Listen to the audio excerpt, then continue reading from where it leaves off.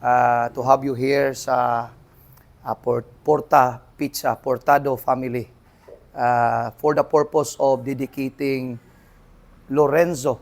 Maura na yung name? Grabe no, Lorenzo Portado. And ang purpose is, sa uban aning term is bunyag. But the word bunyag is baptism. Need to immersed. No? Kinahanglan nga i-immersed. So, ang immersion, mga kaigsuunan, is kinahanglan tubig nga itunlob yun. Pero dili ni atong buhaton karon. Ang atong buhaton karon is to dedicate Lorenzo to the Lord. Okay. Unsa man? Namurag si Sister Maricel guro to. Kauban na mo. And then, no, ako lang gi-differentiate ang gitawag nga kalainan, lugar no, kaysa uban magubunyag man ni siya. So, ang atong pag-officiate ani is to dedicate. This is like blessing your child and parehas bito ng blessing sa house, blessing sa business, and mao man ay purpose. Nganong i-bless nato ang bata. Ni amin din kauban ni pastora and the team nga to bless you.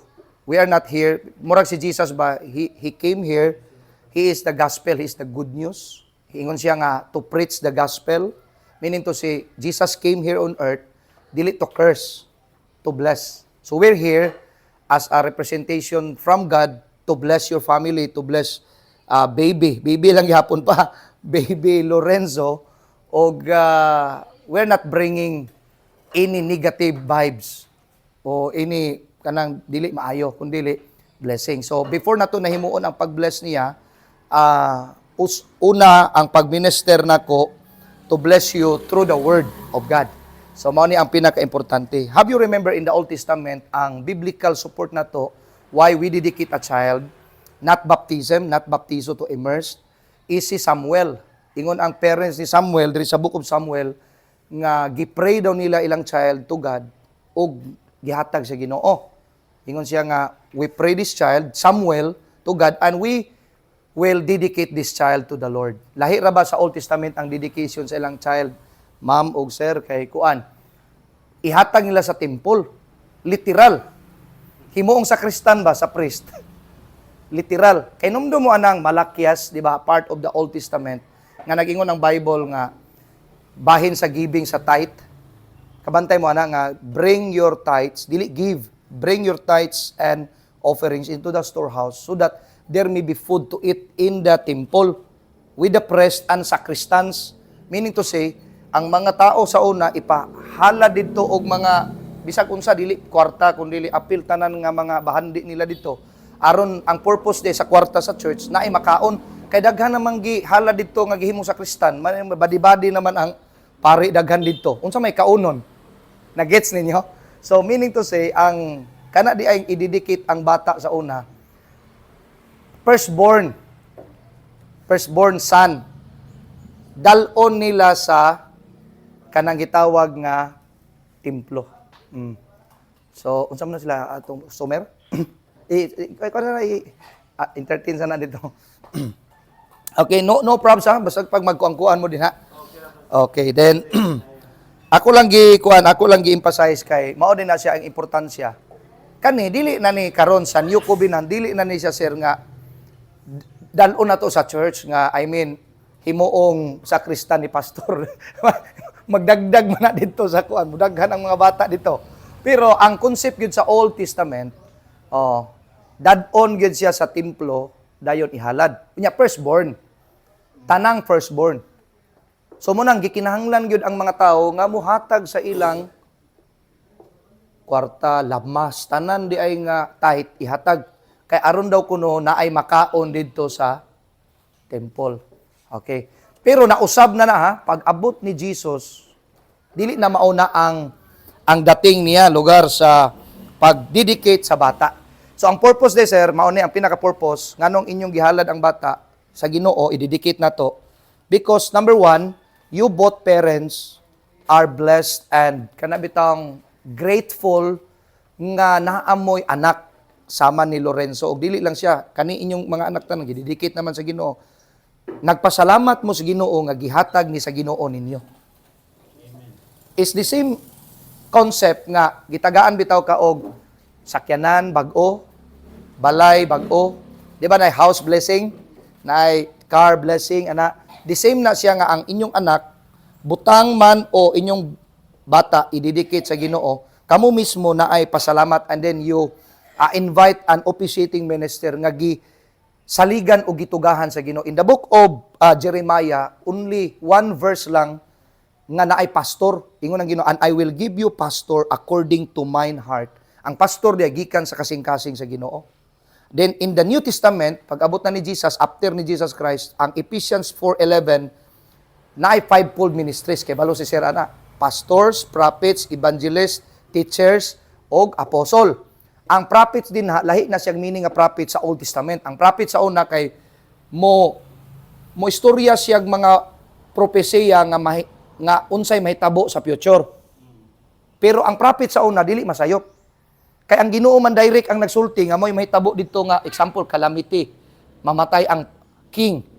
Di na pwede mabayran. Nay panahon nga ningon na prophet nga ikaw hari mamatay ka. Ingon siya pwede bayran nato og gold, silver ang imong Ginoo aron nga bawion niya yang istorya, dili pwede. Karon daghan nagpa-prophet nga managna sa muabutay pero dili ga kahitabo, ang tawag na automatic false prophets. Ang prophets nato karon sir sa New Testament dili tong managna kung unsay mahitabo sa future. Ang prophets karon means to speak out of what was already done at the cross. Dili gid masayop kay ang prophet sa New Covenant unta kay ngano man to speak out kung unsay nahitabo na, dili tong unsay mahitabo pa. So klaro gyud kay safe kayo kay ang gipasultis Ginoo, ipasulti unsay nahitabo na, gospel na siya mao nga si Christ namatay sa cross to forgive all your sins. So dili na tapataka nagtutuoan ang mga labi na karon ay mga panghitabo. Example karon ay bag-o kay nahitabo nga wildfire ana unya ang nahitabo. Grabing propesiya, grabing kuan nga tunglo ang gidala hinuon. Giingon sa mga Christians nga nasuko ang Ginoo sa Los Angeles. Now about na may mga Christians dito na apoy mga churches ditong nangasunog. So bad theology, dili siya consistent nga theology. So meaning to say sa New Testament dili na nasuko ang Ginoo. Sa Old Testament naa si kasuko, di ba? Gisunog Sodom Gomorrah. Dayon ang mga taong bagulbulan sa wilderness nangamatay. Gipangpatay, gipangpaak sa bitin. That was Old Testament. Pero pag abot ni Christ, siya ang natunglo, siya ang namatay aron kita mabuhi, siya ang natunglo aron kita i-bless. Meaning to say, hayahay ang kinabuhi na nato karon sa New Covenant tungod ni Christ. Dili tungod nato. So kining tanan karon nga achievements o blessings o kaning bata, grateful ang family kay ni-add sa ilahang family ang inyohang child, then blessings na siya. Then so mo nay una nga purpose no nga ang parents kanang nalipay nga naay lain nga member sa family ni abot. And then ikaduha nga purpose nganong nagpasalamat ang ginikanan nga naa si Lorenzo sa ilaha mo natong buhaton ron nga mag-bless ta ni Lorenzo. Kanang gitawag nga responsible parents mo. Katong ganina grateful. Number 2, responsible parents. How about today na mga bata nga nahimong street children? Because una wala sila ginikanan. Naay ginikanan, siyempre natao sila pero dili responsible. Kanang the word bitaw nga ididikit na ko niya ko ang baby. Nagpamatuod na nga responsible ang parents sa ilang anak. Munay usa ka evidence nga ang ginikanan di ay nahimong responsable sa ilang mga anak. Ilabi na kay nagtawag og pastor nga gitugahan sa Ginoo. Gihatagag authority sa Ginoo ang pastor, no? Gitawag sa Ginoo. Some are called katong fivefold kaganina.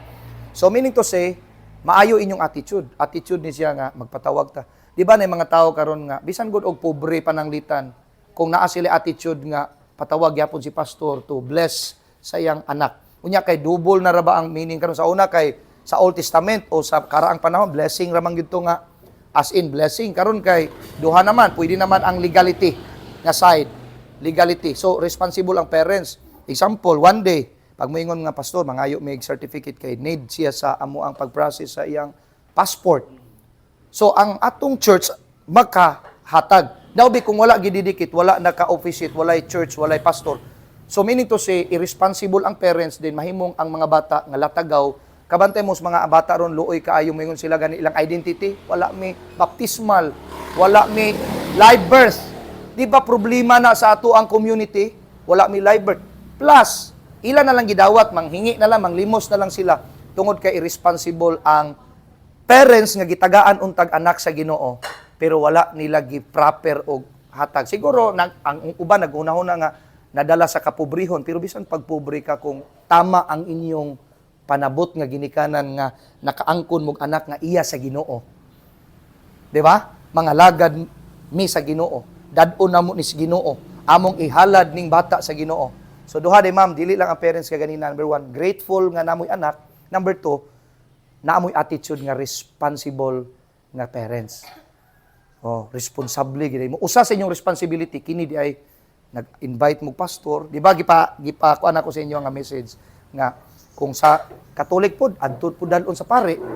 Oh, pabunyagan po nila dito. Nya maghatag po tog legal papers. Kaya sa una magod sa Bible, blessing lang to, wala na illegality. Even wedding, ang wedding sa una gikasal ras Ginoo, officiating, blessing lang.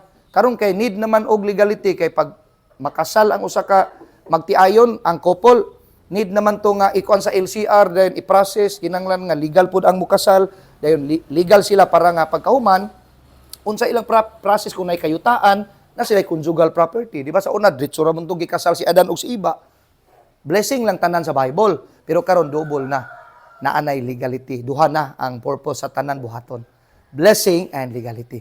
Wedding o unsa pa may lain nga kuan. Napoy wedding nga dito ka sa huwis, ang tawag ito legality.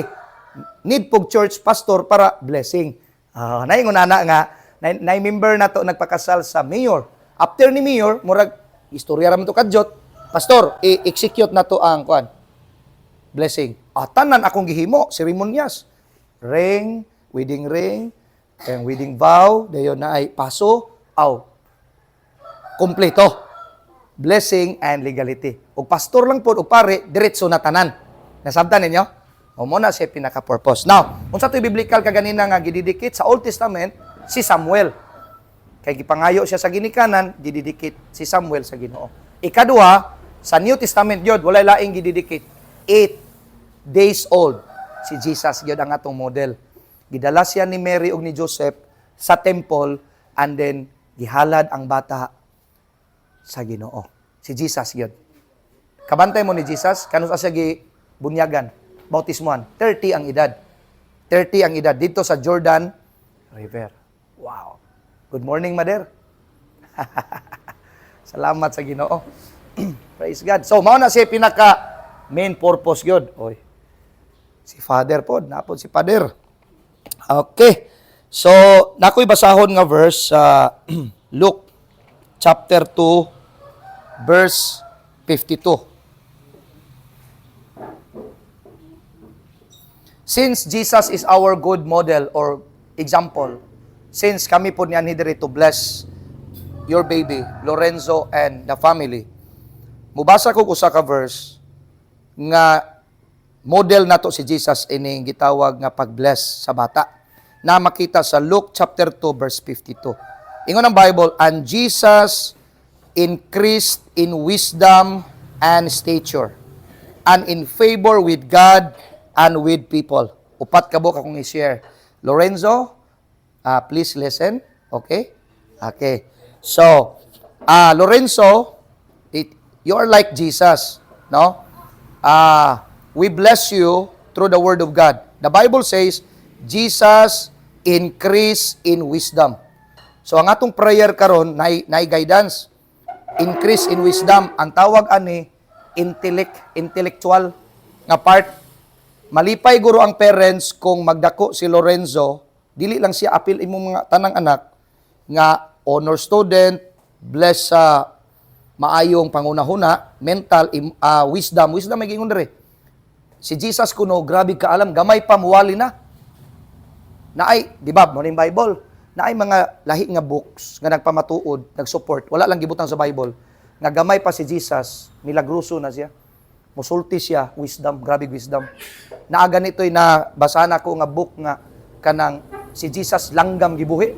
Bata pa siya. Wala nagisulod dire. Kay more than enough naman ni nga maluwas ang tao. Pero dunay mga author sa una sa ilang panahon nga witness kinsa si Jesus. Di ba si Matthew, Mark, Luke, John, sila ang nag-witness kinsa si Jesus, no? Okay. Pero naay uban nga nakasulti kinsa si Jesus. Grabe wisdom. Gamay pa. Pugnan siya sa iyang ginikanan. Kabantay mo nga, muingon ang mga tao, nay nangita nimo Jesus dito imong ginikanan, imong mama, si Mary, ingon siya, ang akong tinuod nga mama, papa, ug igsuon, kadtong nagbuhat sa kabubuton sa akong amahan.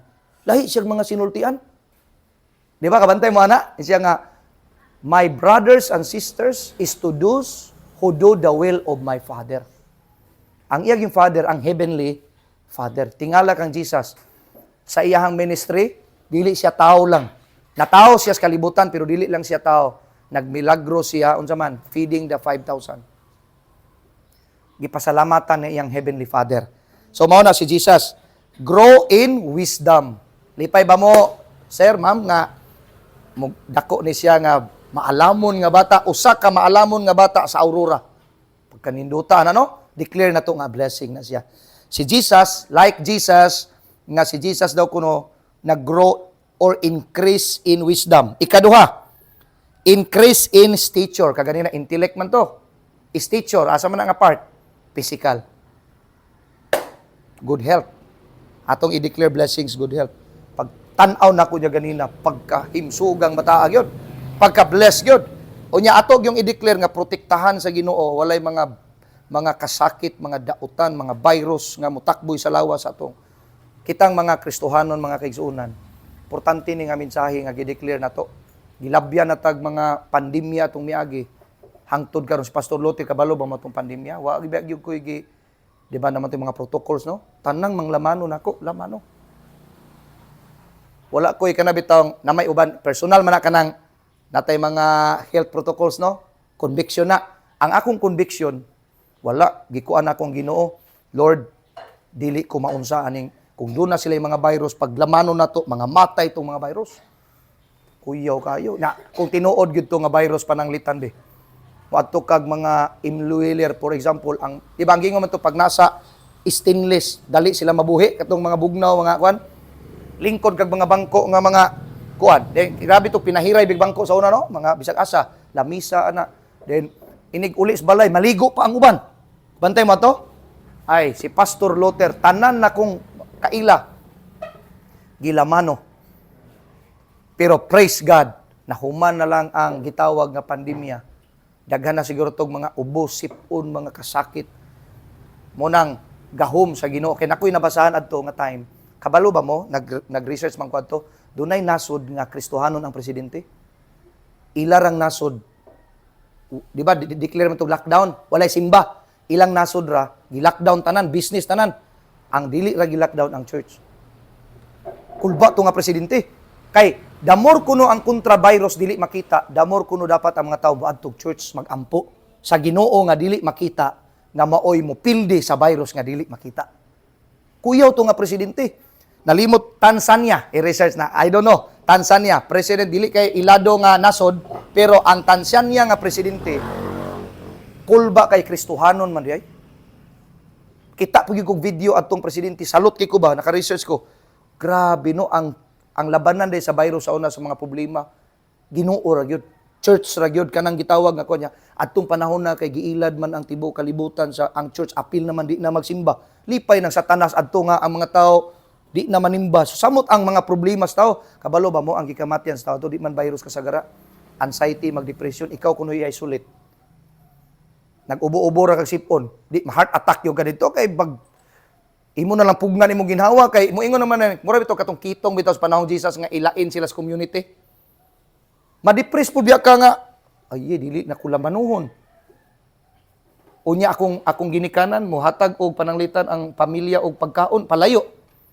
Bawal di ba? Bawal to. So meaning to say, ang kamatyan sa tao, pag i-isolate na ka, ang katunang word nga, ma-depress na ka, ma-stress na ka, overthink na ka, higda ni mo, hapit na yung mamatay na mo, kanakoy COVID. Kinsagoy, nya ignon ka sa doktor, ilain ka ha. Nya ang naani mo nakapipiin na, motoy kamatyan gusto. Di gyud ko kuan nga COVID gito nga kuan. Motoy ka sagra kamatyan gusto. Disgrasya gyud. Now kanay si Jesus walay na record sa Bible sir nga gihilantan. Wala ko'y nabasa, sige na ko. Ni-graduate na lang kong theology, balik-balik na ng Biblia, cover to cover. Never ko nakakita ang Jesus nagluya kay gihilantan. Way sakit. Nya tao biya to siya. Remember, tao si Jesus sa iyang panahon parehas nato. So mo ni atong blessing karon. Kung magsakit manggaling ta, dali ra maulian. Si Sero, tanawa. Natumba sa motor pero may gani. Mointa nga murag disgrasya gyud pero gamay ra. Ang uban wa gyud nabuhi. Tuas mga national highway. Na manggaling kay garas dia sa motor pero ang Ginoo mo restore na kanay mo ang samad. Salamat gyapon sa Ginoo. Kay ingon Bible in everything give thanks. Muna si attitude sa Christian. Natumba, pastor, tumbaha gyud. Salamat sa Ginoo bisag ingana gamay ra diri ra ta duol. Nairo naagya po'y protection sa Ginoo. Katong sa Los Angeles, dili ang Ginoo mo ni tunglo adto. Gialaw lang niya kay ang mga tao di naman mutuo sa iya. Ang tuyo sa Ginoo gyud mga kaigsuonan nga ang tao gyud musalig og mutuo sa Ginoo. Gialaw lang niya ang example wildfire. Gialaw lang niya ang kanang gitawag nga kanang bitaw mga baha, mga unsa tawag kanang mga calamities. Pero dili siya ang author anang ingunana. Ang tao magog kay wrong man ang mindset unsa gyud sa tao. Gitagaan mig sakit sa Ginoo aron nga mosamot mig kabuutan. Wrong na siya nga mindset. Ang Ginoo dili mohatag og sakit. Dili siya mohatag og balatian. Dili siya mohatag og kanang dili maayo sa imong kinabuhi. Ang Ginoo kanunay maayo sa atong kinabuhi. Oh, what happened Lorenzo? Okay? So ingon ana no, si Lorenzo atong i-bless una intellectual. Oh, Lorenzo, listen Lorenzo. You are blessed, no? You are blessed. And then intelligent, no? Wow, okay? Bright kaayo nga bata, no? Sa ilahang eskwelahan. Nakanindot ani no? Makita gyud ang Ginoo sa iyang kinabuhi pag mo eskwela ni top notcher gini kanunay. Honor student, no? Pagkanindota, mangiskwela niyo mga anak nga nailhan gyud nga kinsa ni anak? Portado ni. Oh, portado nga kananay porta pizza diha, anak ni nga mga bright ni nga mga bata. Sige na lang mo adto dito sa mga stage kanunay. Saka na mo dito mga middle, mga anak nya napay mga skills ani puhon, mga talent. No, grabe wisdom. Makita din si Jesus sa inyong kinabuhi. Mao man si Tuyo. Para bitaw ana ni Makoy. Si Makoy guitarist. Pag naa siya dito ni Sarah Geronimo, gitagaan daw siya time nga mo adlib, gikuan gitukar niya ang Christian music nga wa kabantay ang kuan. Gary Valenciano, ang Christian. Ang mga tao bisan ang mga tao nga walay simba, iyara pasayawon og shout for joy. Sing his praise. Nalipat na ang mga tao. Nag-worship na di sila sa Ginoo, nagsimba na di ay. Kay walay laing purpose ang Ginoo pag musikat ka, mo ilado ka, madayag ang gahom sa Ginoo. Tatanawa tong Hollywood sikat, nya di man mutuo Ginoo. Most of them are atheists. So gialaw sa Ginoo nga mag-wildfire para unta muyukbo ang tao nga naapay mas sikat ug mas labaw ug utok sa tao. Pero dili ang Ginoo mo hinungdan anang wildfire. Dili ang Ginoo ang hinungdan sa tunglo. Naay Satan nga mo butang. Dahil naay nature nga mag-wildfire gid dito. Pero ang Ginoo savior. Ang tawag sa Ginoo nato savior. Siya ang mag-save. Hopefully ang mga tao makarealize niya na.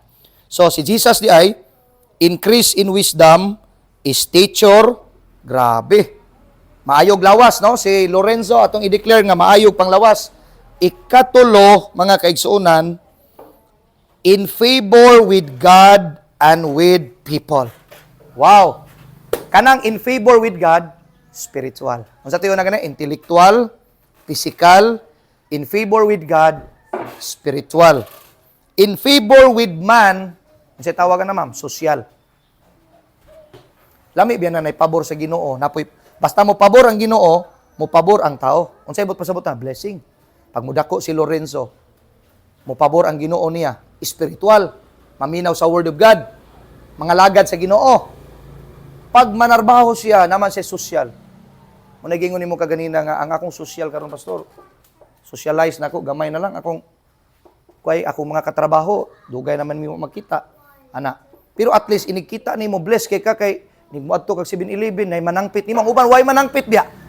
Pero kita na lang maglikay-likay. Ana ta ka bless kay naa tay mga kaila daghan. Ay, kumusta? Hello, mura pug artista kuno hay. Pero sada gitong tao nga para sa niya nga social. Dili siya alof, dili siya mato pa si mga bata. Mami, boring naman kay mi dire. Oh, daghan siya friends. Unya kabalo ba ka sa social, socialize niya sa iyang kinabuhi. Mo na social daghang kag mga higala. Pag manarbaho siya dali kay makasulod kay kailan niya ang gobernador, kailan niyang congressman. Mo na social blessing ang tawag ana. Oh, kaning bataa na. Kaning tulo ka bata nimo, mo ni siya atong gideclare ako may nagdedicate gyapon ani. Mo ni timan-an ninyo sa message nga akong ginasulti ninyo kanunay. Kani imong mga anak, bless kaayo ni.